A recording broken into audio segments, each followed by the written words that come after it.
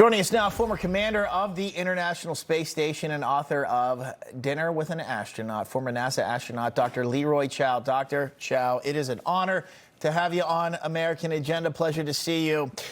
What stands out, I think, at least initially to me and Katrina, 7.5 hours. 7 hours spacewalk. Oh my gosh. I mean, that is a long time, I think, to do any job, including being out in outer space. Talk about how this is done and how you're able to put this all together.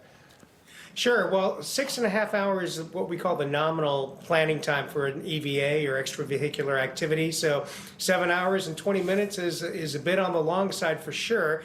And the suit can probably go, well, it can go a little bit longer depending on the oxygen use rate and also how much power you have left in the battery. So obviously they were within the window and they got everything done. So that's the good news. But EVA, working inside a spacesuit, not at all like the movies. You're working against a balloon. You're working against the pressure that's keeping you alive. Every time you move your arms and your fingers, it takes some strength. You have to be in good physical shape, and especially the last 6.5 hours doing all that, fighting that suit, but getting the work done. And so it's a great experience, though, very rewarding view of the Earth from being outside in your own personal spacecraft, if you will, is really something else. So, Dr. Chiao, when you're out there, when an astronaut is out there doing the spacewalk, they are actually, the suit is what is providing them the oxygen. Are they actually tethered to the space station?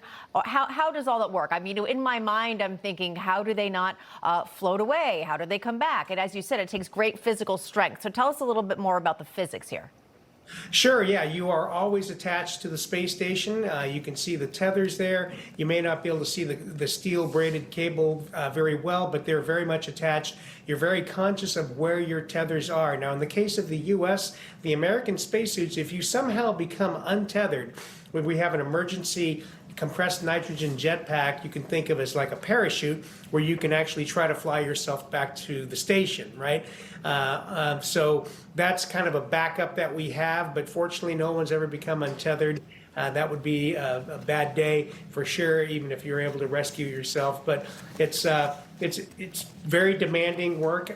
When I was out on doing spacewalks, I was in a state of what I describe as hypervigilance. I was always very well aware where all of my tethers were. You don't want things getting tangled up. Everything has to be tethered or it's going to float away.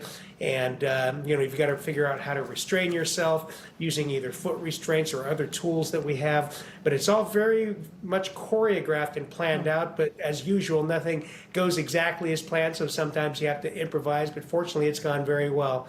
Interesting, though, as you pointed out, it's over 200 spacewalks now on the space station. I remember when I was on the space station, I was part of EVA 12 and 13. Mm-hmm. Incredible. Absolutely incredible. Gotta have some nerves of steel out there. Absolutely. Dr. Leroy Chiao, amazing just hearing these stories from someone who did it. And we appreciate your being with us.